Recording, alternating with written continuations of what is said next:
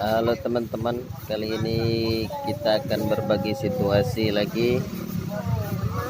Kali ini situasinya pasar malam yang ada di Tolangohula, di pasar Molohu. Jadi seperti ini keadaannya untuk pasar malam yang ada di Molohu. Sangat sepi ya. Mungkin ini gara-gara Konoha, Konona ya, seperti itu.